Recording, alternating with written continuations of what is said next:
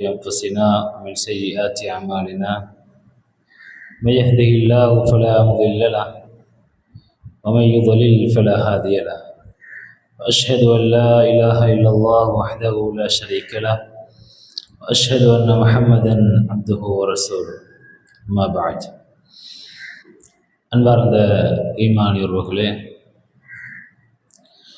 அல்லாஹ் தஆலா நாம் ஓய்வாக இருக்கக்கூடிய இந்த நேரத்தில் அவருடைய மார்க்கத்திலிருந்து ஒரு சில விடயங்களை படித்துக் கொள்வதற்கான ஒரு சந்தர்ப்பத்தை எங்களுக்கு வழங்கியிருக்கிறான்.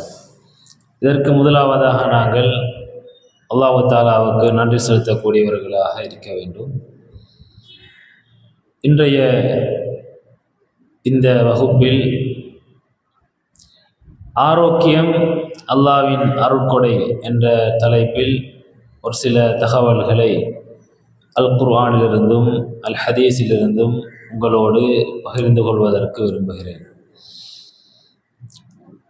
இன்றைய காலத்தை பொறுத்த வரைக்கும் நிறைய சோதனைகள் நிறைந்த ஒரு காலத்திலே நாங்கள் இருந்து கொண்டிருக்கிறோம்.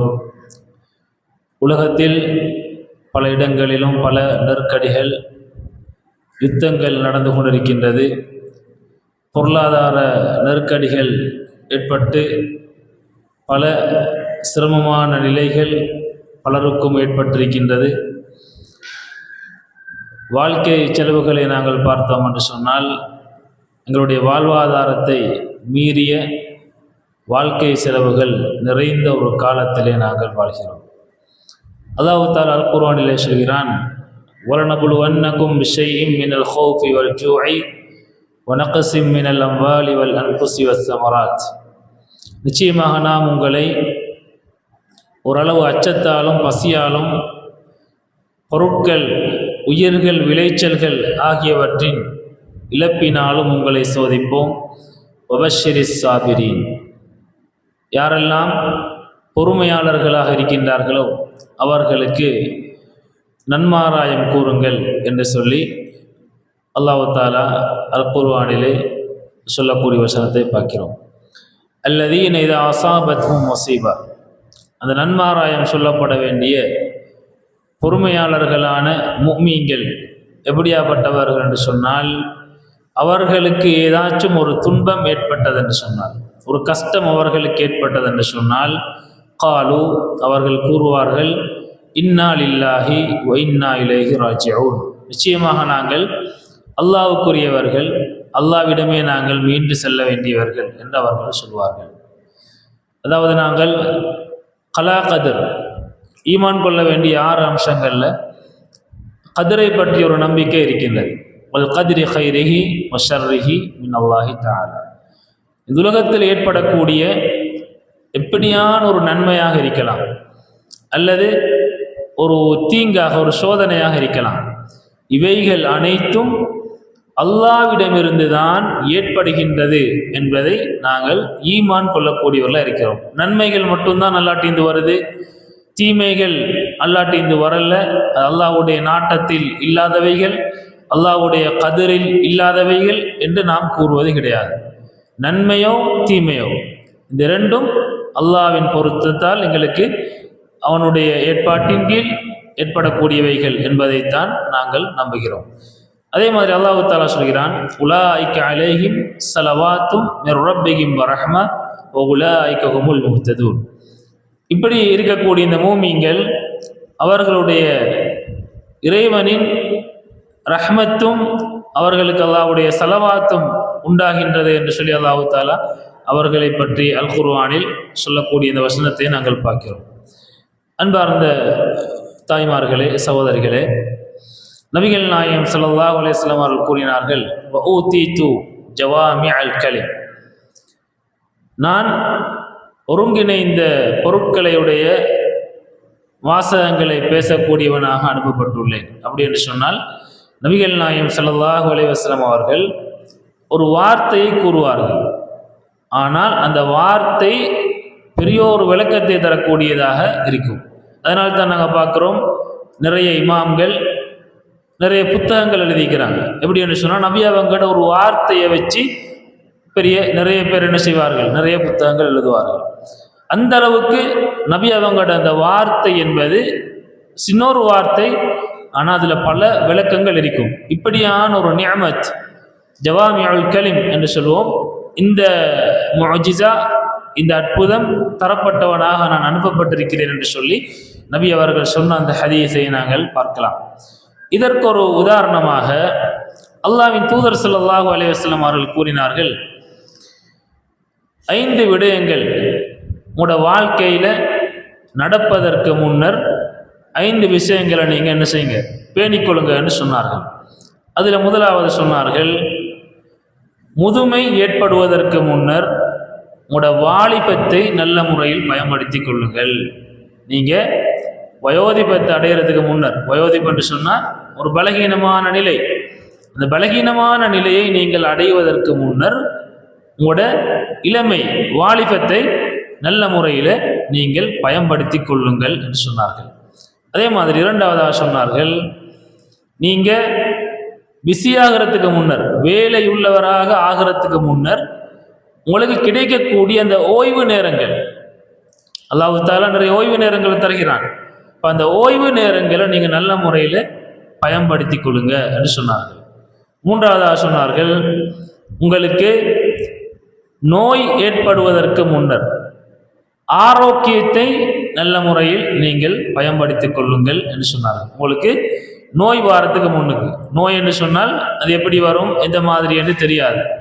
இந்த நோய்கள் உங்களுக்கு ஏற்படுறதுக்கு முன்னர் உங்களோட ஆரோக்கியத்தை நீங்கள் நல்ல முறையில் பயன்படுத்தி கொள்ளுங்கள் என்று சொன்னார்கள். அதே மாதிரி நான்காவதாக, உங்களுக்கு வறுமை கஷ்டம் ஏற்படுறதுக்கு முன்னர் செல்வத்தை, அந்த செல்வ செழிப்பை நீங்கள் நல்ல முறையில் பயன்படுத்தி கொள்ளுங்கள் என்று சொன்னார்கள். அதாவது உங்களுக்கு வறுமை வாரத்துக்கு முன்னர் அல்லாஹ் உங்களுக்கு ஒரு நல்ல நிலையை தந்திருப்பான்.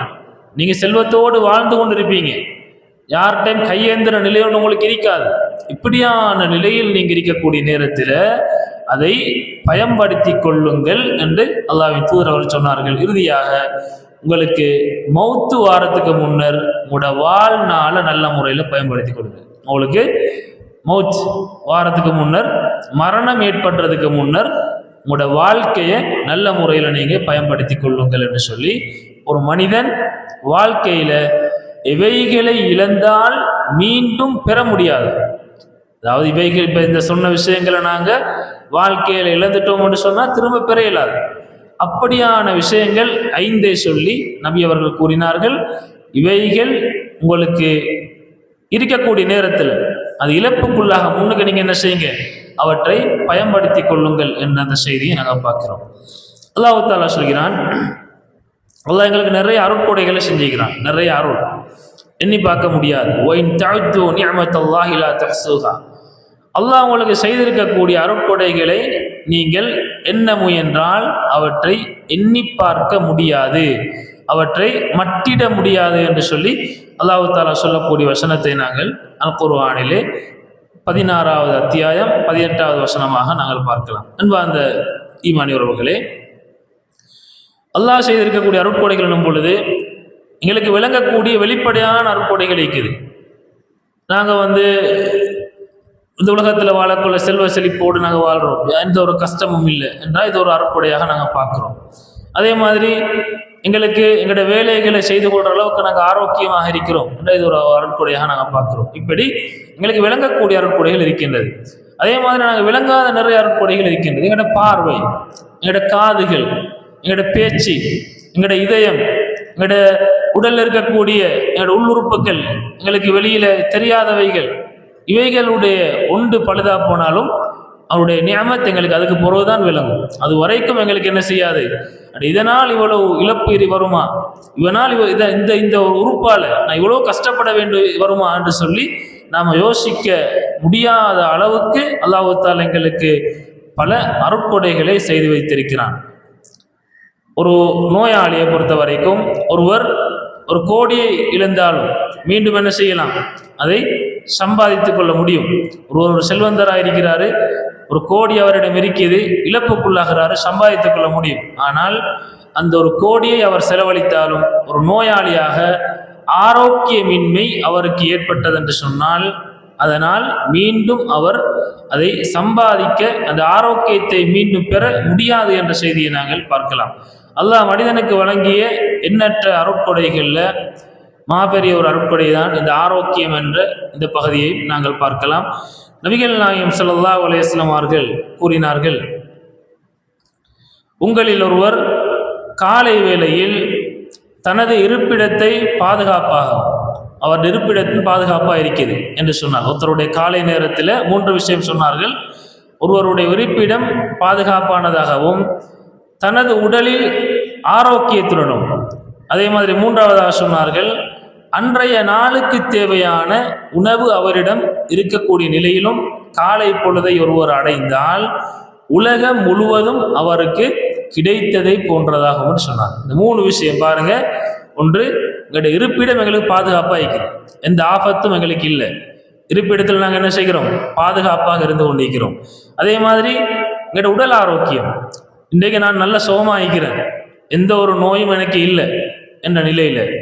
3வதாக அன்றைய நாளுக்கு தேவையான உணவு, இன்றைக்குரிய ரிஸ்க் அல்லாஹ் தஆலா தந்திருக்கிறான். நான் யோசிக்க தேவையில்லை, காலை சாப்பாடு பகல் சாப்பாடு எல்லாம் அல்லாஹ் தஆலா எல்லா விதமான ரிஸ்கையும் என்ன செஞ்சுக்கிறான், இன்றைக்கு தந்திருக்கிறான். இந்த 3ம் இருக்கக்கூடிய நிலையில ஒருவர் அன்றைய காலை பொழுதை அடைந்தால் உலகம் முழுவதும் அவருக்கு கிடைத்ததை போன்று என்று சொல்லி நபிகள் நாயகம் ஸல்லல்லாஹு அலைஹி வஸல்லம் அவர்கள் சொல்லக்கூடிய அந்த ஹதீஸை நாங்கள் பார்க்கிறோம். பாருங்க, நபி அவங்களோட ஒவ்வொரு வார்த்தையும் எவ்வளவு ஆழமிக்க கருத்துக்களை கொண்டது. சின்ன ஒரு வார்த்தை, அந்த ஒரு வார்த்தையை வச்சு என்ன செய்யலாம், நான் ஒரு புத்தகமே எழுதலாம். ஒரு வார்த்தையை வச்சு ஒரு புத்தகம் அளவுக்கு விளக்கம் சொல்லலாம் என்ற அளவுக்கு நபி அவங்களோட வார்த்தைகள் மிகவும் விளக்கங்களை கொண்டதாக இருப்பதை நாங்கள் பார்க்கிறோம். இப்னு அப்பாஸ் ரலியல்லாஹு அன்ஹு அறிவிக்கின்றார்கள், நபிகள் நாயகம் ஸல்லல்லாஹு அலைஹி வஸல்லம் அவர்கள் கூறினார்கள், நிஅமத்தானி மக்பூனுன் ஃபீஹிமா கஸீரும் மினன் நாஸ். 2 அருட்கொடைகள் இருக்கின்றது. அந்த 2 அருட்கொடைகள் விஷயத்திலும் மக்கள் இழப்புக்குள்ளாகி இருக்கின்றார்கள், அதை கண்டுகொள்ளாம ஏமாற்றப்பட்டிருக்கின்றார்கள், அதை கவனிக்கிறாங்க இல்லை என்று சொல்லிவிட்டு நபி அவர்கள் சொன்னார்கள், முதலாவது அஸ்ஸிஹா ஆரோக்கியம், 2வது வல் ஃபராக் ஓய்வு நேரம். இந்த 2ம் பெரிய அருட்கொடைகள், பெரிய நிஅமத்.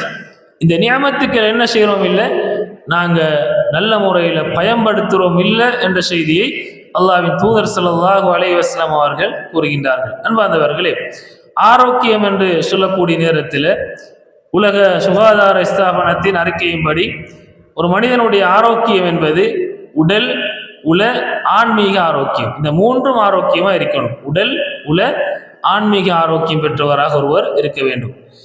முன்னொரு காலம் இருந்தது, ஆரோக்கியமாக பலரும் ஆரோக்கியமான வாழ்க்கை முறைகளை வாழ்ந்து கொண்டிருந்தார்கள். இன்றைக்கு எப்படி இருக்கிறோம், அதாவது உணவே மருந்து என்று இருந்த அந்த காலத்தை தாண்டி வந்து இப்பொழுது உணவால் ஆரோக்கியமின்மை ஏற்படுகின்றது என்று சொல்லக்கூடிய அளவுக்கு நாங்கள் இருக்கிறோம். 3 வேளை உணவு என்ற மாதிரி 3 வேளை மாத்திரை நாங்கள் பயன்படுத்த வேண்டும் என்ற அளவுக்கு நாங்கள் என்ன செய்திருக்கிறோம். இன்றைக்கு ஆரோக்கியமின்மையால் பலரும் அல்லாஹ் அருள் செய்த சிலரை தவிர இந்த நோய்கள் பல சிக்கல்களில் என்ன செய்கிறார்கள், இதில் உள்ளாகி அவர்கள் அதனூடாக பாதிக்கப்பட்டு வருவதை நாங்கள் பார்க்கிறோம். அன்பார்ந்தவர்களே, அல்லாஹ் இந்த நோய்களை விட்டு எங்களை பாதுகாப்பது என்பது சிறந்த ஆரோக்கியத்தை நாங்கள் பெறுவதற்கும் அதே மாதிரி இந்த உலகத்தில் அல்லாஹ் தஆலாட்ட நிறைய நெருங்குறதுக்கும் ஒரு வாய்ப்பாக அது அமைகின்றது. ஏனென்று சொன்னால், எங்களுக்கு ஆரோக்கியமின்மை ஏற்பட்டது என்று சொன்னால் நிறைய வணக்கங்களை விட்டு நாங்கள் என்ன செய்கிறோம், அப்படியே விலகி செல்கிறோம். ஒழுங்காக நேரத்துக்கு தொலையில்லாமல் போயிடும், தொழுகையை நாங்கள் சரியான முறையில் நிறைவேற்ற இல்லாமல் போயிடும், நோன்புகளை பிடிக்க இல்லாமல் போயிடும். இப்படி பல விஷயங்கள் இதனால் ஏற்படுகின்றது. ஆரோக்கியமின்மை எங்களுக்கு ஏற்பட்டது என்று சொன்னால் இதனால் பல இழப்புகள் எங்களுக்கு ஏற்படுவதை நாங்கள் பார்க்கிறோம். அன்பார்ந்தவர்களே, இஸ்லாம் ஆரோக்கியத்தை மட்டும் பேசாமல் ஆரோக்கியத்துக்கான காரணிகளையும் பேசியிருக்குது. நிறைய நபி அவங்க நீங்கள் ஆரோக்கியம் பெறுறதுக்கு என்ன செய்யணும், இப்போ ஆரோக்கியம் இல்லை என்று சொன்னால் நாங்கள் என்ன செய்கிறோம், அதுக்குரிய மாத்திரைகளை வாங்குகிறோம், வைத்தியர்களை சந்திக்கிறோம், சிகிச்சை முறைகளை மேற்கொள்கிறோம். இப்படி நாங்கள் என்ன செய்கிறோம், ஆரோக்கியத்தை பெறுவதற்கான முயற்சிகளை செய்கிறோம். அதே நேரம் இந்த ஆரோக்கியமின்மை இதனால் ஏற்பட்டது. அந்த ஏற்பட்டதுக்கான காரணம் என்ன என்பதை இனங்கண்டு அதை நாங்கள் தவிக்கிறோமான்னு கேட்டால் நிறைய நாங்கள் என்ன செய்கிறோம் இல்லை, அதில் கவனம் செலுத்துறது கிடையாது. அல்லாஹ்வின் தூதர் அவர்கள் சொன்னார்கள், தூய்மை சுத்தம் என்பது ஈமானின் பாதியாகும் என்று சொன்னார்கள். சுத்தம் என்பது ஈமானின் பாதி என்று சொன்னார்கள். அப்படி என்று சொன்னால் இஸ்லாம் இந்த சுத்தம் சம்பந்தமாக நிறைய பேசுது. உலகத்தில் ஏற்படக்கூடிய நிறைய நோய்களை நாங்கள் பார்த்தோம் என்று சொன்னால் எல்லா நோயுடைய பின்னணியும் எதனால் ஏற்படுகின்றது? இந்த சுத்தமின்மை மிக முக்கியமான ஒரு காரணமாக இருக்கின்றது. இஸ்லாம் இந்த சுத்தத்தை பற்றி பேசக்கூடிய பாடத்தை நாங்கள் பார்த்தோம் என்று சொன்னால் 2 பகுதிகளாக நாங்கள் பார்க்கலாம். உளச்சுத்தம், புறச்சுத்தம் என்று சொல்லி இஸ்லாம் என்ன செய்யுது? உள்ரங்கமான சுத்தம், அதே மாதிரி புறச்சுத்தம் என்று சொல்லி 2 வகையாக இந்த சுத்தத்தை பற்றி பேசுகின்றது.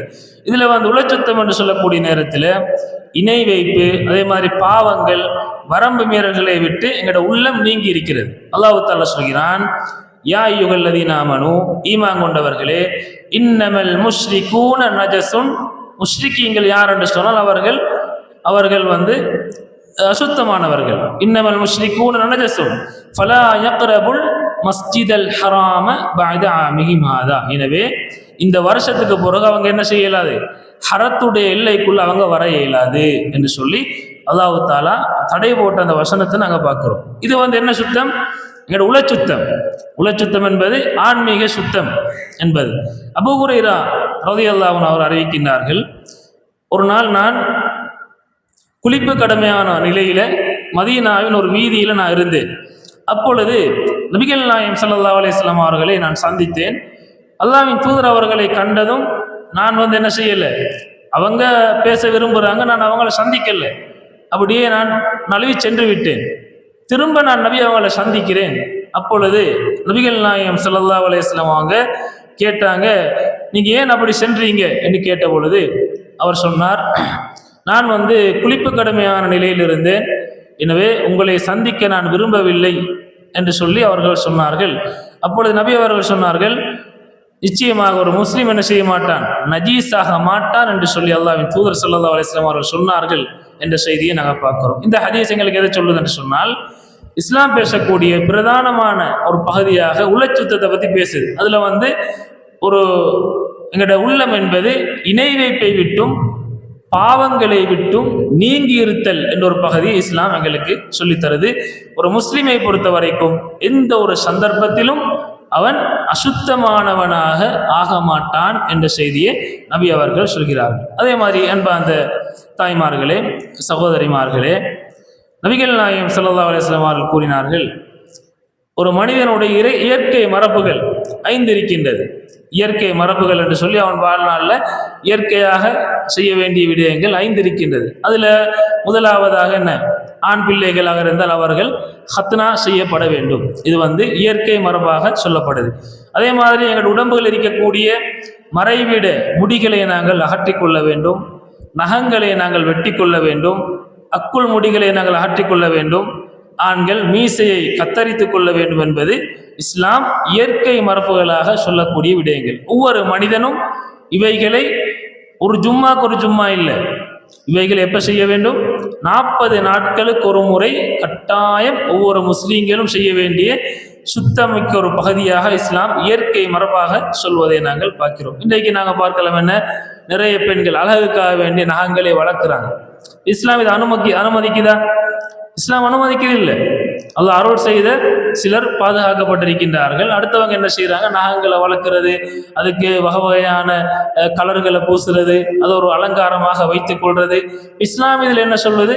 நீங்கள் என்ன செய்யணும், 40 நாளைக்கு ஒருக்க கட்டாயம் நகத்தை வெட்டித்தான் ஆகணும் என்று சொல்லி இஸ்லாம் எங்களுக்கு சொல்கிறத நாங்கள் பார்க்குறோம். அதே மாதிரி அந்த உறவுகளே, அல்லாஹ்வின் தூதர் ஸல்லல்லாஹு அலைஹி வஸல்லம் அவர் கூறினார்கள், எனது சமுதாயத்துக்கு சிரமம் என்று இல்லாட்டி ஒவ்வொரு தொழுகைக்கும் நான் என்ன செய்வேன், விஸ்வாக் செய்யுங்கள், பல் துலக்குங்கள் என்று சொல்லி நான் கட்டளையிட்டிருப்பேன் என்று சொல்லி நபிகள் நாயகம் ஸல்லல்லாஹு அலைஹி வஸல்லம் அவர்கள் கூறுகின்றார்கள். ஒரு முறை அல்லாஹ்வின் தூதர் அவர்களுக்கு பால் கொடுக்கப்படுகின்றது.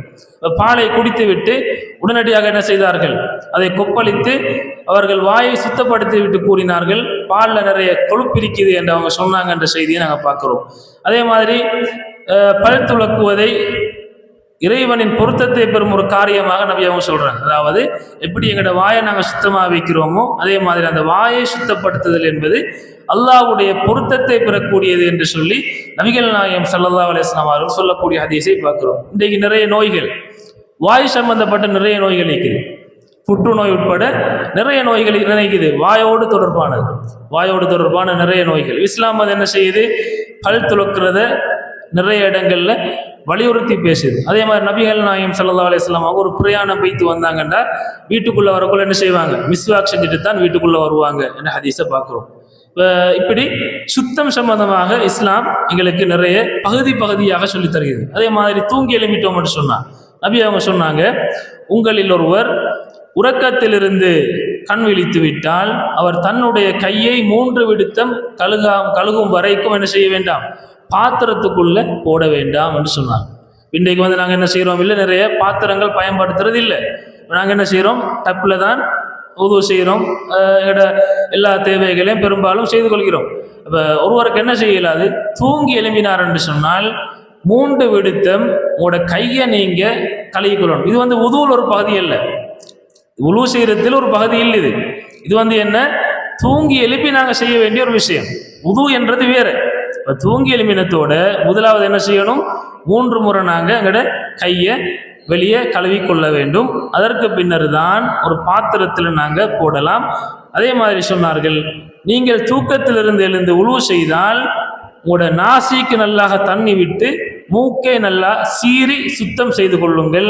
ஏனென்று சொன்னால் நீங்கள் தூங்கும் போது உங்களோட மூக்கினுடைய உட்பகுதியில் ஷைத்தான் தங்கினான் என்ற ஒரு செய்தியை நபிகள் நாயகம் ஸல்லல்லாஹு அலைஹி வஸல்லம் அவங்க சொல்றாங்க. இதெல்லாம் ஆன்மீக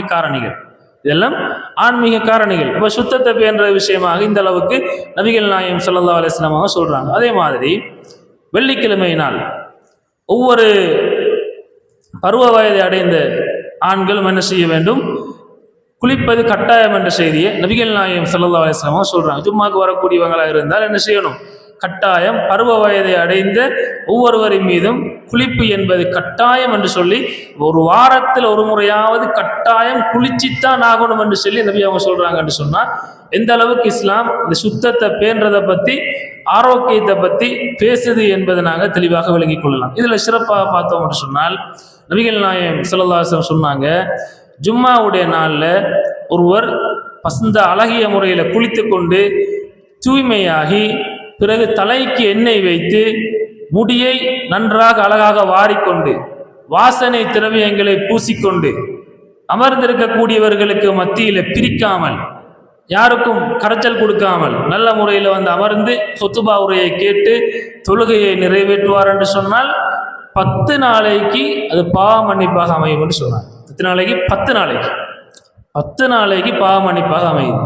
வீட்டில் எங்களோட ஆண் பிள்ளைகள், எங்களோட கணவன்மார், அவர்களை நாங்கள் என்ன செய்யணும்? நேரத்தோடு தயார்படுத்தணும். இந்த சிறப்பு அவங்க பெறணும்னு சொன்னால் நேரத்தோட பள்ளி வாயிலுக்கு அழகிய முறையில் அழகிய முறையில் சுத்தப்படுத்தி கொண்டு தலைகளை ஒயில் போட்டு வாரி வாசனை திரவியங்களை பூசிக்கொண்டு இஸ்லாம் எந்த அளவுக்கு சொல்லுதுன்னு பாருங்க. சுத்தமாயிக்கிறத, வாசமாயிக்கிறத, துர்வாடை வீசாமல் இருக்கிறத எந்த அளவு வலியுறுத்துது என்பதை நாங்கள் பார்க்கலாம்.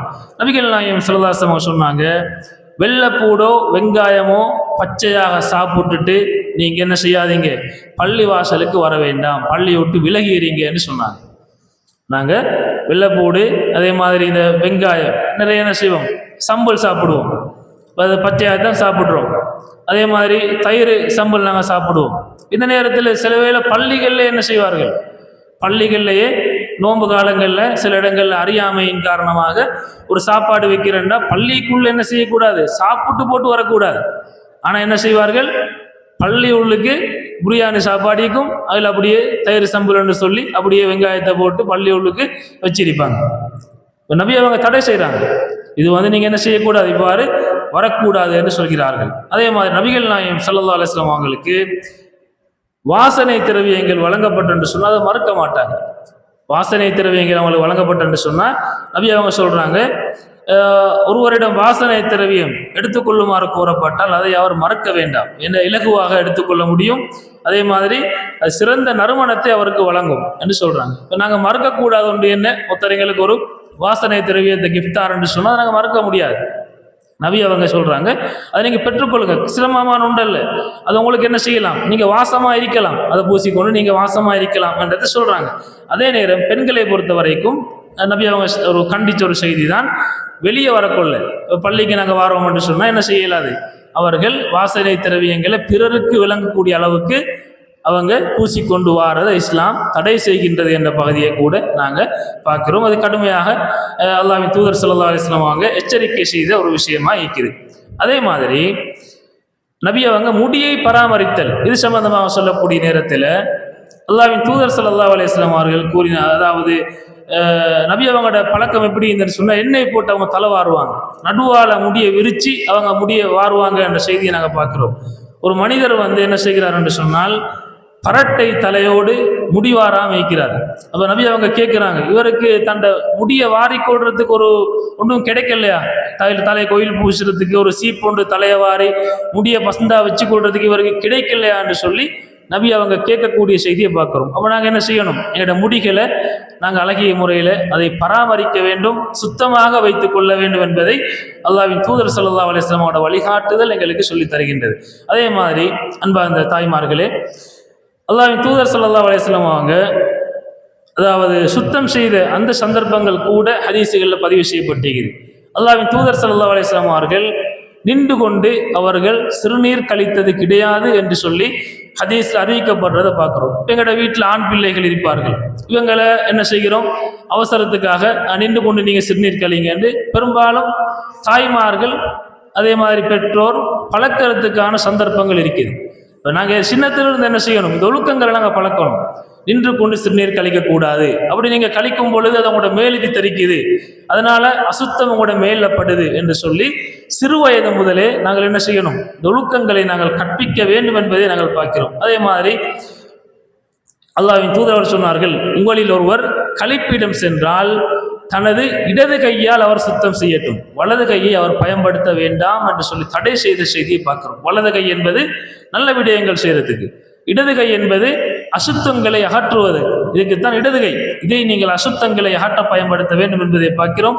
அல்லாஹ்வின் தூதர் ஸல்லல்லாஹு அலைஹி வஸல்லம் அவர்கள் இடது கையால் நீங்கள் என்ன செய்யுங்க, சுத்தம் செய்யுங்க என்று சொல்லி சொன்னார்கள் என்ற செய்தியை பார்க்கிறோம். அதே மாதிரி அன்பார்ந்த உறவுகளே, உங்களில் எவரும் தேங்கி கிடக்கக்கூடிய நீர்களில் சிறுநீர் கழிக்காதீர்கள் என்று சொல்றாங்க. அதாவது ஒரு இடத்துல தண்ணி நிறைஞ்சிக்கிறேன்னு சொன்னால் அந்த இடத்துல நீங்கள் என்ன செய்யாதீர்கள், அந்த இடத்துல சிறுநீர் கழிக்காதீர்கள் என்று சொல்றாங்க. இதை நாங்கள் கேட்கும் பொழுது இது நமக்கு தேவையா என்று சில பேர் நாங்கள் யோசிக்கலாம். ஆனால் சில விஷயங்கள் இதுக்கு நான் பின்னர் சொல்வேன். அந்த நேரத்தில் இந்த ஹதீஸ் இதோடு எப்படி ஒத்து போறன்றதை நாங்கள் விளங்கிக் கொள்ளலாம். அதாவது இன்றைக்கு பார்க்கலாம் நிறைய நோய்கள், பொதுவாக டெங்கு ஒரு இடத்துல எல்லா இடத்துலையும் பரவி வந்துச்சு. இதற்கு முக்கிய காரணம் என்ன? முக்கிய காரணம் தேங்கி நிற்கக்கூடிய இந்த தண்ணீர், சுத்தமான நீரில் அந்த நுளம்பு முட்டையிட்டு அதனூடாக அந்த நோய் பரவக்கூடிய நிலை ஏற்படுகின்றது. இப்போ தேங்கி நிற்கக்கூடிய தண்ணீர்களை நீங்கள் என்ன செய்யாதீர்கள், அசுத்தத்தை கழிக்காதீர்கள் என்று சொல்லி அல்லாஹ்வின் தூதர் ஸல்லல்லாஹு அலைஹி வஸல்லம் சொல்கிறாங்க. அதே மாதிரி ஆடை சுத்தம், இஸ்லாம் பாருங்க ஒவ்வொன்றா பேசுது. ஆடை சுத்தம், வசியாபக ஃபத்தஹிர், உங்களோட உடுப்பை நீங்கள் என்ன செய்யுங்க, பரிசுத்தமாக நல்ல முறையில் வச்சுக்கொள்ளுங்க.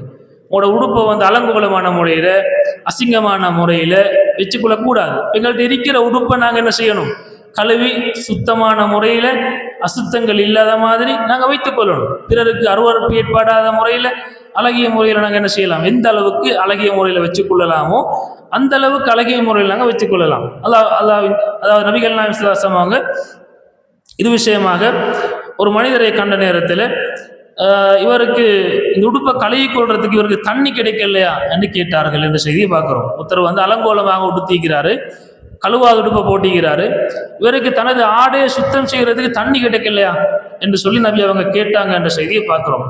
அல்லாஹ் சொல்றான் குர்ஆன்ல, யா பனி ஆதம ஹுது ஸீனதகும் இந்த குல்லி மஸ்ஜித், ஆதமுடைய மக்களே தொழும்போதெல்லாம் உங்களை நீங்கள் அலங்கரித்துக் கொள்ளுங்கள் என்று சொல்றாங்க. இப்போ நாங்கள் பள்ளிக்கு வரக்குள்ள நாங்கள் என்ன செய்யணும், அழகிய ஆடைகளை நல்ல முறையில் அணிந்து நாங்கள் வரக்கூடியவர்களாக இருக்கணும். எங்கள்ட ஆம்பளை பிள்ளைகள் பள்ளிக்கு வருவாங்க, எங்கள்ட கணவன்மார் வருவாங்க, இவர்களுக்கு நாங்கள் என்ன செய்யணும், அந்த பள்ளிக்கு வாரத்துக்கு என்று சொல்லி அழகிய முறையில் ஆடையை நாங்கள் ஒழுங்குபடுத்தி வழங்க வேண்டும் என்பதை இந்த செய்தி எங்களை சொல்லுது. ஃபீகி ரிஜாலு யுஹிப்பூன யத்தஹரு, அந்த பள்ளி வாசலில் தூய்மையை விரும்பக்கூடிய மனிதர்கள் இருப்பார்கள்.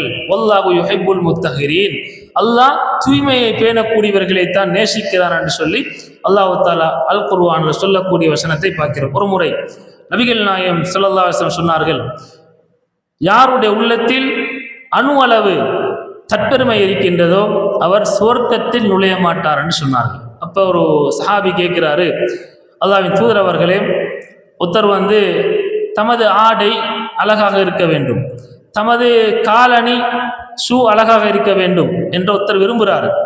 இது தற்பெருமையான்னு கேட்குறாங்க. உதாரணத்துக்கு ஒருத்தர் என்ன செய்கிறாரு, நல்ல முறையில் உடுப்பார், எப்போ பார்த்தாலும் அழகிய முறையில் உடுத்திக்கிறாரு, அழகிய முறையில் ஒரு ஷூ ஒன்று போட்டிக்கிறாரு, நல்லா பார்க்கறதுக்கு நல்ல ஒழுக்கமாக இருக்கிறாரு என்று சொன்னால் இது தற்பெருமையில சேர்ந்ததான்னு கேட்குறாங்க. அப்போ நபி அவங்க சொன்னாங்க, இல்லை, இன்னல்லாஹ ஜமீலுன் யுஹிப்புல் ஜமால், நிச்சயமாக அல்லாஹ் அழகானவன், அவன் அழகையே விரும்பக்கூடியவன் என்று சொல்லி நபி அவர்கள் கூறிவிட்டு, அதாவது தற்பெருமை என்பது உண்மையை மறுப்பதும் மக்களை கேவலமாக ஏளனமாக பார்ப்பதும் என்று சொல்லி அல்லாஹ்வின் தூதர் ஸல்லல்லாஹு அலைஹி வஸல்லம் அவர்கள் சொன்னார்கள் என்ற செய்தியை நாங்கள் பார்க்கிறோம். அதாவது இந்த ஹதீஸ்கள் நம்ம என்ன சொல்லுது, நாங்கள் சுத்தமாக இருக்கணும், அழகாக நாங்கள் ஆடை அணியணும், இப்படி எங்களை ஒழுங்குபடுத்தி கொள்ள வேண்டும், துருவாடை வீசக்கூடியதாக இருக்கக்கூடாது, வாசனை திரவியங்களை நாங்கள் பூசிக்கொள்ள வேண்டும், வாரத்தில் ஒரு முறையாவது நாங்கள் குளித்து கொள்ள வேண்டும், இப்படி என்று சொல்லி இஸ்லாம் சுத்தம் சம்பந்தமாக, அதாவது ஆரோக்கியத்தை மட்டும் பேசாமல் நீங்கள் சுத்தமாகவும் இருக்கணும், சுத்தமாக இருந்தால் தான் என்ன செய்யப்படும், ஆரோக்கியம் உங்களுக்கு கிடைக்கும் என்ற செய்தியை பார்க்குது. அதே மாதிரி இஸ்லாம் உடல், உடை, அதே மாதிரி இடம் சுத்தம் சம்பந்தமாக இஸ்லாம் பேசுது. அல்லாஹ்வின் தூதர் ஸல்லல்லாஹு அலைஹி வஸல்லம் அவங்க பள்ளியில், எங்களுக்கு தெரியும் நபி அவங்களோட பள்ளி இந்த மாதிரி டைல்ஸ் பிடிச்ச பள்ளிகளாக, தராசு போட்ட பள்ளிகளாக இருக்கல, அது வெறும் தர. அப்போ சஹாபாக்கள் என்ன செய்வார்கள், அவங்களுக்கு துப்ப தேவைப்பட்டால் துப்பிடுவாங்க. அப்போ அல்லாஹ்வின் தூதர் ஸல்லல்லாஹு அலைஹி வஸல்லம் அவங்க பள்ளிக்குள்ளே நீங்கள் என்ன செய்யாதீங்க, பள்ளிக்குள்ளே துப்பாதீர்கள், அதுக்கு நீங்கள் பரிகாரம் என்று சொன்னால், நீங்கள் துப்பிட்டீங்கன்னு சொன்னால் தவறுதலாக அதை அப்படியே நீங்கள் தான் மூடிடணும் என்று சொல்லி நபி அவங்க சொல்கிறாங்க. நபி அவங்களோட பள்ளியில் ஒரு கிராமப்புறத்தை சேர்ந்த ஒரு அரபி என்ன செய்கிறார், சிறுநீர் கழிக்கிறார். உடனடியாக நபி அவங்க ஒரு வாளி தண்ணியை கொண்டு வந்து அதில் ஊற்றி அதை சுத்தப்படுத்த கூறினார்கள் என்ற செய்தியை நாங்கள் ஹதீஸில் பார்க்குறோம். எனவே எங்களோட இடம் சுத்தமாக இருக்க வேண்டும் என்ற செய்தியை கூட இஸ்லாம் இதனூடாக எங்களுக்கு சொல்கிறத நாங்கள் பார்க்குறோம். அதே மாதிரி இந்த சுத்தத்தை பேணாதவர்கள், இவர்களுக்கு தண்டனைன்னு கூட இஸ்லாம் சொல்லுது. நபிகள் நாயகம் ஸல்லல்லாஹு அலைஹி வஸல்லம் அவர்கள் ஒரு முறை கபரிஸ்தானை தாண்டி போகிறாங்க, 2 பேருக்கு தண்டனை வழங்கப்படுது. அப்போ அந்த நேரத்தில் நபி அவங்க கேட்குறாங்க, இப்னு அப்பாஸ் ரலியல்லாஹு அன்ஹு அறியக்கூடிய செய்தி, இவங்க எதற்கு தண்டனை வழங்கப்படுறாங்க தெரியுமான்னு கேட்க நேரத்தில் இவங்களுக்கு ஏன் தண்டனை வழங்கப்படுது என்று கேட்குறாங்க. அப்பொழுது நபி அவங்க சொல்கிறாங்க, இவர்களில் ஒருவர் சிறுநீர் கழித்து விட்டு நல்ல முறையில் சுத்தம் செய்யலை, இதனால் இவர் தண்டிக்கப்படுகிறார். மற்றவர் கோல் செல்லி திரியக்கூடியவராக இருந்தார் என்று சொல்றாங்க. 2 காரணிகள், ஒன்று இவர் சிறுநீர் கழித்து விட்டு நல்ல முறையில் கழுகல்ல, அடுத்தவர் கோல் செல்லி தெரிஞ்சார், இதுக்காக கபூர்ல தண்டனை நடக்குது என்று சொல்லி நபி அவங்க சொன்னாங்கன்னு அந்த செய்தியை நாங்கள் பார்க்குறோம். அன்பா அந்த தாய்மார்களே, எங்களோட குழந்தைகள், நாங்கள் என்ன செய்கிறோம், நாங்கள் சுத்தமாக இருக்கிறோம், நாங்கள் வெளிவாசல் தேவைகள் ஏற்பட்டு சொன்னால் நாங்கள் சுத்தப்படுத்தி சுத்தமாக இருக்கிறோம். எங்களோட வீட்டில் குழந்தைகள் இருக்குது, பெண் குழந்தைகள், ஆண் குழந்தைகள் இருக்குது. இதில் இஸ்லாம் சொல்லக்கூடிய சட்டம் என்ன என்று நாங்கள் பார்த்தோம் என்று சொன்னால், பெண் குழந்தையின் சிறுநீர் பட்டால் என்ன செய்யுது, பால் குடிக்கக்கூடிய குழந்தையாக இருந்தாலும் என்ன செய்யணும், கட்டாயம் அந்த ட்ரெஸ்ஸை நாங்கள் கழுவணும். இது கட்டாயம் சொல்லப்படுது. பால் மட்டும் குடிக்கக்கூடிய ஆண் பிள்ளையாக இருந்தால், உணவு சாப்பிட்ற இல்லை, பால் மட்டும் குடிக்கக்கூடிய ஆண் குழந்தையாக இருந்தால் அந்த உடுப்பில் நாங்கள் என்ன செஞ்சால் போதும், தண்ணீர் தொளிச்சு விட்டால் போதும் என்று சொல்லி நபி அவங்க சொல்லக்கூடிய இந்த ஹதீஸை நாங்கள் பார்க்குறோம். இது எங்களுக்கு அறிவியல் ரீதியாக இதை என்னென்னு பார்க்கலாம். இது நபி அவங்க ஆன்மீக ரீதியாக சொல்கிறாங்க. நாங்கள் என்ன செய்கிறோம், இதனுடைய காரணம் எங்களுக்கு தெரியாது. பெண் குழந்தை சிறுநீர் கழித்தால் கழுவ சொல்கிறாங்க, ஆண் குழந்தை பால் மட்டும் குடிக்கக்கூடிய குழந்தையாக இருந்தால் கழுக தேவையில்லை, தண்ணீர் தொளிச்சா போதும் என்று சொல்கிறாங்க. அதே நேரம் சாப்பிட்ற குழந்தையாக இருந்தால் கட்டாயம் கழுவ வேண்டும் என்று சொல்கிறாங்க. எனவே இதனுடைய காரணம் எங்களுக்கு தெரியாது. இப்போ நாங்கள் என்ன செய்யணும், இந்த ஒழுங்கை நாங்கள் பேணிக்கொள்ள வேண்டும். எனவே நிறைய நாங்கள் பார்க்கலாம், வீடுகளில் சின்ன குழந்தைகள் சிறுநீர் கழித்து விடுவார்கள், பெற்றோர் அதை கண்டுகொள்ளாமல் வைக்கிறாங்க. அவங்களோட ஆடையில் படலாம், பிறர் வரக்கூடிய நேரத்தில் படலாம், வீட்டில் எப்பொழுதும் சிறுநீர் வாசம் அடித்து கொண்டே இருக்கலாம். இப்போ கபூரில் தண்டனை கொடுக்கக்கூடிய அளவுக்கு இது பேசப்படுது என்று சொன்னால், இதில் நாங்கள் எந்த அளவுக்கு இந்த சுத்தத்தை பேன்ற விஷயத்தில் அவதானமாக இருக்கணும் என்பதை நாங்கள் சிந்திக்க கடமைப்பட்டிருக்கிறோம். அதே மாதிரி அல்லாஹ்வின் தூதர் ஸல்லல்லாஹு அலைஹி வஸல்லம் கூறினார்கள், இத்தகுல் லஆனைன், சாபத்துக்குரிய 2 காரியங்களை விட்டு நீங்கள் விலகிக் கொள்ளுங்கள். கேட்கப்படுது, காலு அல்லாஹ்வின் தூதர் அவர்களே, வமல் லஆன் யா ரசூலல்லாஹ், அந்த சாபத்துக்குரிய 2 விஷயங்கள் என்னன்னு கேட்கப்பட்ட நேரம் சொன்னார்கள், அல்லதி யதகல்லா ஃபீ தரீகின் நாஸ், மக்கள் பயன்படுத்தக்கூடிய பாதை, இந்த பாதையில் என்ன செய்கிறது, இந்த பாதையில் இயற்கை தேவைகளுக்கு போகிறது, சிறுநீர் கழிக்கிறது, மலம் கழிக்கிறது, பாதையில் இயற்கை தேவைகளுக்கு போகிறது. அல்லது ஔஃபி ரில்லிஹி, மக்கள் ஓய்வெடுக்கக்கூடிய இடங்கள். இப்போ நாங்கள் நிறைய சுற்றுலாக்கள் போவோம். இப்போ பீச் ஓரங்கள், ஆத்தங்கரை ஓரங்கள், மைதானங்கள், மரத்தடி நிழல்கள், இப்படி மக்கள் ஓய்வெடுக்கக்கூடிய இடங்களில் என்ன செய்கிறது, இயற்கை தேவைகளுக்கு போகிறது என்பதை நபி அவங்க இது 2ம் அல்லாஹ்வோட ஷாஃபத்தை பெற்றுத்தார செயல்னு சொல்கிறாங்க.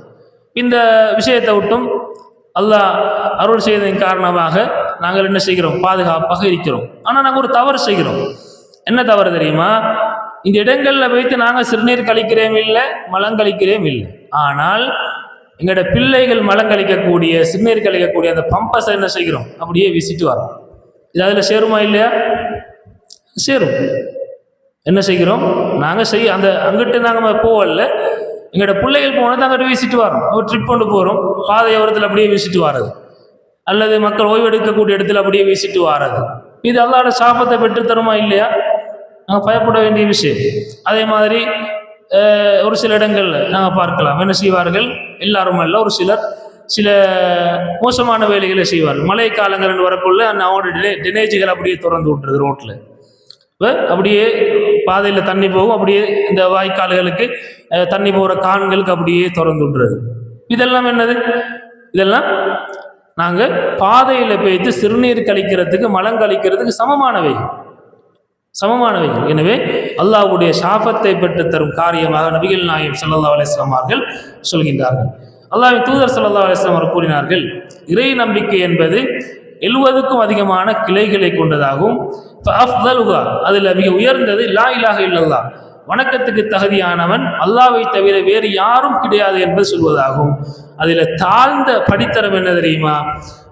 அதாவது மக்களுக்கு தொல்லை தரக்கூடிய ஒரு பொருளை நாங்கள் அகற்றுவது என்று சொல்லி அல்லாஹ்வின் தூதர் ஸல்லல்லாஹு அலைஹி வஸல்லம் அவர்கள் கூறுகின்றார்கள். ஒரு மனிதர் பாதையில் போகக்கூடிய நேரத்தில் ஒரு மரக்கிளை உண்டு, ஆட்களுக்கு புக வரையலாம், என்ன செய்யுது, பாதை அப்படியே மறைச்சிருக்குது. அவர் அதை அகற்றுறார். இவர் இந்த மரக்கிளையை அகற்றினதின் காரணமாக சுவர்க்கத்திலே உருண்டு புரண்டு அவர் படுத்து கொண்டிருக்கிறார். இதனால் அவர் சுவனம் நுழைந்தார், அவர் மன்னிக்கப்பட்டார் என்ற செய்தியை நபி அவர்கள் சொல்லக்கூடிய அந்த செய்தியை நாங்கள் ஹதீஸில் பார்க்கலாம். அன்பார்ந்தவர்களே, இந்த ஹதீஸ் எங்களுக்கு எதை சொல்லுது என்று சொன்னால், பொதுவாக நாங்கள் சுயநலமிக்கவர்களாக இருக்கக்கூடிய நேரத்தில் நிறைய என்ன செய்யப்படும், நிறைய இழப்புகள் எங்களுக்கு ஏற்படும். எங்களோட வீடு, எந்த இடம், இதை மட்டும் நான் பார்த்து கொண்டா போதுமானது. அடுத்த வீட்டு முன்னுக்கு ரோட் இருக்கும், ரோட் சுத்தமாக இருக்காது, அதை பற்றி நான் கவலைப்பட வேண்டியது இல்லை. அது எப்படி யார் போனால் வந்தால் என்ன, எனக்கு ஒரு இதுவும் இல்லை, என் வீட்டுக்குள்ளே நான் பெருசாகி கொண்டா சரி. இப்படி இல்லை. எங்களோட சுற்றுச்சூழல் நல்ல முறையில் இருக்கணும். எங்களுடைய வீட்டை நாங்கள் எவ்வளோ பாதுகாத்தாலும் எங்களுடைய சுற்றுச்சூழல் ஒழுங்கில்லை என்று சொன்னால் என்ன செய்யப்படும், நோய்கள் வருவதற்கு வாய்ப்புகள் இருக்கின்றது. இஸ்லாம் எதை சொல்லுது? நீங்கள் பிறர் நலம் நாடினால் உங்களுக்கு சோனம் கிடைக்குது. சாதாரண ஒரு விஷயம். என்ன விஷயம்? ஒரு மரத்துல கொப்பு ரோட்டுக்கு வளைஞ்சிக்குது, ஆட்களுக்கு போக வர கஷ்டமாயிக்குது, அதை வெட்டி போட்டாரு. அல்லாஹ் இவரை மன்னிச்சு சொர்க்கத்துக்கு அனுப்புறேன்னு சொன்னா எப்படியாப்பட்ட ஒரு விஷயம்? ஒரு சாதாரண ஒரு விஷயம். நாங்கள் வரக்குள்ள கூட யாராச்சும் என்ன செஞ்சுக்கலாம், ரோட்டில் ஆபத்து தரக்கூடிய ஒன்று இருந்து அது வேறொருத்தர் எடுத்து போட்டுட்டு மட்டும் நடந்திக்கலாம். அந்த அளவுக்கு என்ன செய்யப்படுது. அப்படி எங்களுக்கு சில நன்மைகள் சின்ன ஒரு விஷயமாக நாங்கள் கடந்து வரதை பார்க்குறோம். ஆனால் அதில் வச்சிருக்கக்கூடிய பயன் என்பது சுவர்க்கத்தை பெறக்கூடிய அளவு பெருமதி மிக்கதாக இருப்பதை நாங்கள் பார்க்கலாம். எனவே இந்த ஆரோக்கியம் என்ற பகுதியோடு இஸ்லாம் நிறைய ஆரோக்கியத்தை நாம் பேணுறதுக்கான வழிகளை எங்களுக்கு சொல்லித்தருது. அல்லாஹ்வின் தூதர் ஸல்லல்லாஹு அலைஹி வஸல்லம் அவர்கள் ஒரு முறை அப்துல்லா பின் அம்ர் ரலியல்லாஹு அன்ஹு கூப்பிடுறாங்க. அப்துல்லாவே நீங்க பகலெல்லாம் நோம்பு நோக்குறீங்க, இரவெல்லாம் நின்று வணங்குறீங்க இப்படி என்று சொல்லி நான் கேள்விப்பட்டேன் என்று கேட்கிறாங்க. நீங்க பகலெல்லாம் நோம்பு பிடிக்கிறதாகவும் ராவெல்லாம் நீங்க நின்று வணங்குறதாகவும் நான் கேள்விப்பட்டேன், உண்மையான்னு கேட்கிறாங்க. அவர்கள் கூறுகின்றார்கள், நாம் அல்லாஹ்வின் தூதர் அவர்களே நான் அப்படி செய்கிறேன் என்று சொன்ன நேரத்தில், இதுக்கு பிறகு நீங்க அப்படி செய்யக்கூடாது. நீங்க சில நாள் நோம்பு பிடிங்க, சில நாள் நோம்பு விடுங்க, சில நாள் நீங்க தொழுங்க, சில நாள் நீங்க என்ன செய்யுங்க, தொழாம விடுங்க. ஏனென்று சொன்னால் உங்களோட உடம்புக்கு கொடுக்க வேண்டிய உரிமைகள் இருக்குது. நீங்க வணக்கம் என்ற பெயர்லையும் என்ன செய்யக்கூடாது, உங்களை நீங்க துன்புறுத்தி கொள்ளக்கூடாது. நான் முழு நாளும் தொலை போறேன் என்று சொல்லி ஒருத்தர் என்ன செய்யறாரு, தொழுகிறார் என்று சொன்னா அது உங்களோட உடலுக்கு நல்லதல்ல. உடம்புக்கு என்ன செய்யணும், கண்ணுக்கு தூக்கம் தேவை, உடம்புக்கு ரெஸ்ட் தேவை, இதெல்லாம் இருக்கணும் என்று சொல்லி நபி அவங்க அந்த செய்தியை நாங்கள் பார்க்கிறோம் என்று சொன்னால், இஸ்லாம் ஆன்மீக வளர்ச்சியை மட்டும் வலியுறுத்தவில்லை, உடல் ஆரோக்கியத்தையும் எங்களுக்கு எடுத்து சொல்லுது என்ற செய்தியை இந்த ஹதீஸின் ஊடாக நாங்கள் பார்க்கலாம். அதே மாதிரி இஸ்லாம் எங்களுக்கு ஆரோக்கியமின்மைக்கான காரணங்களை சொல்லக்கூடிய நேரத்தில் எந்த அளவுக்கு சொல்லுது என்று சொன்னால், மனிதன் அதாவது நிரப்பக்கூடியவற்றில் மிக மோசமான ஒரு பாத்திரம் இருக்கும் என்று சொன்னால் அது தனது வயிறு என்று சொன்னாங்க நபி அவங்க.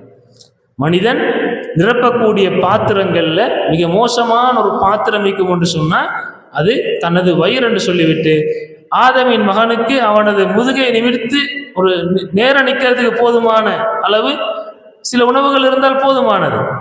ஆனால் அவன் என்ன செய்கிறான், அதற்கு மேல் அவன் சாப்பிடுறான். இதனால் என்ன ஏற்படுது, இதனால் அவனுக்கு நோய் ஏற்படக்கூடிய காரணத்தை நாங்கள் இன்றைக்கு காண்றோம். முக்கியமான ஒரு காரணம் என்ன, ஒன்று கட்டுப்பாடு இல்லாத அந்த சாப்பாட்டு முறைகள், அதே மாதிரி அவசர சாப்பாட்டு முறைகள், இப்படி நிறைய விஷயங்களால் எங்களுக்கு நோய் ஏற்படுது. வக்குலு வஷ்ரபு வலா துஸ்ரிஃபு, அல்லாஹ் தஆலா சொல்கிறான், நீங்க என்ன செய்யுங்க, உண்ணுங்கள், பருகுங்கள், வீண் விரயம் செய்யாதீர்கள். இந்த வீண் விரயம் நிறைய இருக்குதா இல்லையா, அளவுக்கு அதிகமாக ஆக்கி வீசுறது. அதே மாதிரி ஆரோக்கியமின்மையான அவசர சாப்பாடுகள் வீடுகளில் நாங்கள் ஆரோக்கியத்தை பேணக்கூடிய விதத்தில் நாங்கள் என்ன செய்கிறோம் இல்லை, நிறைய சமைக்கிறோம் இல்லை. பிள்ளைகள் பாடசாலைக்கு போகுதுன்னு சொன்னால் நிறைய காலை நேரத்தில் ஆரோக்கியம் இல்லாத உணவுகளோடு போகிறாங்க. இப்போ நேர காலத்தோடு எழுந்து நாங்கள் அதை தயார் செஞ்சு அவங்களுக்கு ஆரோக்கியமான முறையில் வழங்குறோம்னு சொன்னால் மிக அரிதானவர்கள் தான், இது மிக அரிதானவர்கள். இஸ்லாம் இதை பற்றியும் எங்களுக்கு சொல்லித்தருது. நாங்கள் நிறைக்கக்கூடிய பாத்திரங்கள்ல மிக மோசமானது எங்களோட வயிறு என்று சொல்லி நபிகள் நாயகம் ஸல்லல்லாஹு அலைஹி வஸல்லம் அவர்கள் சொன்ன அந்த ஹதீஸை நாங்கள் பார்க்கிறோம். எனவே அன்பார்ந்தவர்களே, நாங்கள் இன்னும் ஆரோக்கியத்தை பேர்ந்ததாக இருந்தால் இஸ்லாம் தடை செய்த பகுதிகள் இருக்குது. சில சாப்பாடுகளை இஸ்லாம் என்ன செய்யுது, தடை செய்யுது. இப்போ அல் குர்ஆன்ல நீங்கள் பார்த்தோம் என்று சொன்னால் ஹலாலான சாப்பாடு உணவுகள் என்ன, ஹராமானவைகள் என்ன என்பதுக்கு அல்லாஹ் தடை செய்தவைகள் அனைத்தும் ஹராமானவை. பன்றி ஹராம், தாமாக செத்தவைகள் ஹராம், இவைகளை நாங்கள் என்ன செய்யலாம், உட்கொள்ள முடியாது. இதால என்ன செய்யப்படும், எங்களுக்கு ஆரோக்கியமின்மை ஏற்படும். அதே மாதிரி நடத்தைகள், இப்போ நடத்தைகள் நல்லா இல்லைன்னு சொன்னால் ஆரோக்கியமின்மை எங்களுக்கு ஏற்படும். இன்றைக்கு நிறைய நோய்களுக்குரிய ஒரு காரணியாக உலகத்தில் இருக்கக்கூடிய மிக மோசமான ஒரு பழக்க வழக்கங்கள் ஒன்று தான் என்ன, இன்றைக்கு ஆண் பெண் கலப்பு என்ற பெயரில் விபச்சாரங்கள் அங்கீகரிக்கப்பட்டிருக்குது. ஒரு திருமணத்தின் ஊடாக செய்யப்பட வேண்டியவைகள் வெளியாக செய்யப்படுது. இது என்ன, நோய்களுக்கு காரணியாக அமைகின்றது. இஸ்லாம் தடுத்த ஒன்று, அதை பக்கம் நீங்கள் நெருங்கவே கூடாது என்று சொல்லி தடை செய்ததை நெருங்கியதின் காரணமாக பல கேள்விப்படாத புதிய புதிய நோயெல்லாம் வாரதை நாங்கள் பார்க்குறோம். அதே மாதிரி அன்பார்ந்த தாய்மார்களே, சகோதரிகளே, இஸ்லாம் எந்த ஒரு நோய்க்கும் சிகிச்சை செய்யக்கூடாது என்று சொல்லலை. எந்த ஒரு நோய் எங்களுக்கு ஏற்பட்டாலும் அல்லாஹ் சொல்லக்கூடிய விஷயம் என்ன, நபி அவங்க சொன்ன விஷயம் என்ன, நோயை இறக்கியவன் அல்லாஹ். அதே மாதிரி எல்லா நோய்க்கும் அல்லாஹ் என்ன செஞ்சிருக்கிறான், ஆரோக்கியத்தையும் அவன் வழங்கி தான் இருக்கிறான். இந்த ஆரோக்கியத்தை நாங்கள் என்ன செய்யணும், அதாவது நோய்க்கான நிவாரணம் என்னவோ அதை நாங்கள் தேடி பெற்றுக்கொள்ள வேண்டும், சிகிச்சை முறைகளை மேற்கொள்ள வேண்டும் என்பதை இஸ்லாம் எங்களுக்கு கற்றுத்தருகின்றது. அதே மாதிரி நபிகள் நாயகம் ஸல்லல்லாஹு அலைஹி வஸல்லம் அவர்கள் நிறைய ஒழுங்குகளை சொல்லி தந்தார்கள். இன்னின்ன விடயங்களை நீங்கள் செய்து வாருங்கள். நோய்களுக்கான ஹதீஸுகளில் வரக்கூடிய மருத்துவ முறைகள், உதாரணமாக ஹிஜாமா செய்யக்கூடியது, அதே மாதிரி சாப்பாட்டு முறைகள், கரஞ்சீரகத்தை சொன்னார்கள், தேனை சொன்னார்கள். இப்படி நபி அவங்க அடையாளப்படுத்தியவைகள் இருக்கின்றது. இவைகளை நாங்கள் பயன்படுத்துவதன் ஊடாக எங்களுக்கு ஆரோக்கியத்தை நாங்கள் பேணிக் கொள்ளலாம். அதே மாதிரி இஸ்லாம் சொல்லக்கூடிய ஒரு மகத்துவமான ஒரு மருத்துவ முறை தான் ஓதி பார்த்தல். ஓதி பார்த்தல் என்ற ஒரு பகுதி இஸ்லாம் சொல்லுது. ஓதி பார்க்கறது கூடாதுன்றல்ல, ஒரு சிலர் தவறாக ஓதி பார்க்குறாங்க, அது தவறு. நபி அவங்க சூரத்துல் ஃபாத்திஹா ஓதி பார்க்கறது எங்களுக்கு மார்க்கமாக சொல்லி இருக்கிறார்கள். குல் சூறாக்களை நாங்கள் ஓதி பார்க்கலாம். அதே மாதிரி ஓதி பார்க்குற துஆக்கள், அல்லாஹும்ம ரப்பன் நாஸ் என்று வரக்கூடிய துஆ, அவுது பிஇஸ்ஸத்தில்லாஹி வ குத்ரத்திஹி மின் ஷர்ரி மா அஜிது வ ஹாதிரில் வரக்கூடிய துவா, அவுது பிகலிமாத்தில்லாஹி தாம்மாத்தி மின் ஷர்ரி மா ஹலக்கல் வரக்கூடிய இந்த துவா, இப்படி பாதுகாப்பு தேடி ஓதக்கூடிய அல்லாஹ் இன்னி அவுது பிக மின் ஜஹதில் பலாய் என்று வரக்கூடிய துவா, அல்லாஹ் இன்னி அவுது பிக மின் ஜவாலி நிஅமதிக், இப்படி நிறைய துவாக்கள் ஓதி பார்ப்பதற்கான நிறைய துவாக்களை இஸ்லாம் எங்களுக்கு கற்றுத் தந்திருக்கின்றது. இந்த துவாக்களை நாங்கள் வரக்கூடிய நேரத்தில் எங்களுக்கு ஆரோக்கியத்தை நாங்கள் பேணக்கூடியவர்களாக நாங்கள் வாழலாம் என்பதை நாங்கள் புரிந்து கொள்ள வேண்டும். அதே மாதிரி அல்லாஹ் தடுத்தவைகள், அல்லாஹ் தடை செய்த ஒன்றை நாங்கள் என்ன செய்யக்கூடாது, ஆரோக்கியத்தை தேடக்கூடாது. உதாரணமாக சிலர் என்ன செய்வார்கள், பிழையான முறையில் ஆரோக்கியத்தை தேடி போவார்கள். சூனியம் பெற்றது என்று சொல்லி, அதே மாதிரி இன்னும் ஓதி பார்த்தல் என்று சொல்லி, பிழையான ஓதி பார்த்தல் முறைகள், தெசிக்கா வெட்டுறது என்று சொல்லி, இப்படி என்ன செய்யறது, இப்படி ஓதி பார்க்குற முறைகளில் பிழையான முறைகளை தேடி போகிறாங்க. அல்லாஹ் தடை செய்தவைகளில் நாங்கள் என்ன செய்யக்கூடாது, ஆரோக்கியத்தை தேடக்கூடாது. அதே மாதிரி இஸ்லாம் ஆரோக்கியத்தை பேண சொல்லக்கூடிய ஒன்று தான் நோய் பரவல். ஒவ்வொரு சீசனில் ஒவ்வொரு இடங்கள் என்ன செய்யும், நோய்கள் பரவக்கூடிய நிலை ஏற்படும். அந்த நேரத்தில் அப்படியான கொள்ளை நோய் சம்பந்தமாக இஸ்லாம் சொன்ன ஒரு சட்டம் தான், கொள்ளை நோய் உள்ளவர் என்ன செய்யக்கூடாது, அந்த இடத்தை விட்டு விரண்டு விடவும் கூடாது. கொள்ளை நோய் இல்லாதவர்கள் அந்த இடத்துக்கு போகவும் கூடாது. ஒரு வைரஸ் ஒன்று பரவுது, எல்லா இடத்துலையும் வந்திக்குது என்று சொல்லக்கூடிய நேரத்தில் நான் அதுக்கு பயம் இல்லை என்ற மாதிரி என்ன செய்யக்கூடாது, அந்த இடத்துக்கு நாங்கள் போகக்கூடாது. ஏன் அந்த இடத்துக்கு நாங்கள் போனோம் என்று சொன்னால் இங்கே நான் வரப்பைத்து தான் எனக்கு வந்தேன்னு சொல்லி ஒரு விஷயம் வரும். அது பிழை. அதை இஸ்லாம் எங்களுக்கு பிழையாக சொல்லுது. எனவே நாங்கள் இந்த முறையில் ஆரோக்கியத்தை பேணி நடந்து கொள்ள வேண்டும் என்பது எங்களுக்கு சொல்லுது. அதே மாதிரி நபி அவங்க சொன்னாங்க, உங்களோட பாத்திரங்களை நீங்கள் மூடி வையுங்கள், இரவு நேரத்தில் உங்களோட பாத்திரங்களை நீங்கள் மூடிக்கொள்ளுங்கள், தண்ணீர் தோல் பைகளை வாய்களை நீங்கள் கட்டி வையுங்கள். ஏனென்று சொன்னால் வருஷத்துக்கு ஒரு இரவு இருக்குது, அந்த இரவுல நோய்கள் இறங்குது. நீங்கள் மூடப்படாத பாத்திரங்கள் இருந்தால் அதுக்குள்ளே எல்லாம் அந்த நோய் இறங்கும் என்ற செய்தியை நபி அவங்க சொல்கிறாங்க. இப்போ இதெல்லாம் இஸ்லாம் சொல்லக்கூடிய முறைகள், ஆரோக்கியத்தை பேணுறதுக்கு இஸ்லாம் எங்களை கற்றுத்தாரு. இரவு நேரமாக ஒரு கிளாஸ் தண்ணி இருக்குதுன்னா நாங்கள் திறந்து வச்சுட்டு குடிக்கக்கூடாது. அது எப்போ எந்த நைட்டுன்னு தெரியாது. வருஷத்தில் ஒரு நைட் என்ன செய்யுது, அல்லாஹ் தஆலா நோய்களை இறக்குறான். திறந்து வச்சிருக்கக்கூடிய பாத்திரங்கள் எல்லாத்துக்குள்ளேயும் அது இறங்கும் என்ற செய்தியை நபி அவங்க சொல்கிறாங்க. அப்போ ஒரு கிளாஸ் தண்ணியை நாங்கள் நைட்டுக்கு திறந்து வச்சுட்டு இரவையில் தண்ணி தான் வந்ததோட குடிக்கலுமா, குடிக்கக்கூடாது. என்ன செய்யணும், அதை நாங்கள் மூடி வைக்க வேண்டும் என்ற செய்தியை இதனூடாக நாங்கள் கற்றுக்கொள்ள வேண்டும். நபிகள் நாயகம் ஸல்லல்லாஹு அலைஹி வஸல்லம் அவர்கள் இறுதியாக அப்துல்லா பின் உமர் ரலியல்லாஹு அறிவிக்கின்றார்கள், அல்லாஹ்வின் தூதர் ஸல்லல்லாஹு அலைஹி வஸல்லம் அவர்கள் காலை நேரத்திலே மாலை நேரத்திலே ஒரு துவாவை ஓதுவார்கள். நிறைய நாங்கள் என்ன செய்கிறோம் இல்லை, அதாவது நாங்கள் பெரும்பாலும் ஆரோக்கியத்துக்காக வேண்டி வெளியால் தான் நாங்கள் என்ன செய்கிறோம், தேடிக்கொண்டே இருக்கிறோமே ஒழிய மார்க்கம் என்ன வழிகாட்டுது. இப்போ காலை மாலை துவாக்கள் இதுகளை நாங்கள் ஓதுறது நிறைய குறைவு. இதுகளை நாங்கள் ஓதினோம் என்று சொன்னால் நபி அவங்க என்ன சொன்னாங்க, எவர் ஒருவர் அவுது பிகலிமாத்தில்லாஹி தாம்மாத்தி மின் ஷர்ரி மா ஹலக் ஓதுறாரோ மாலை நேரத்தில் ஓதினா இவருக்கு பாதுகாப்பு கிடைக்குது.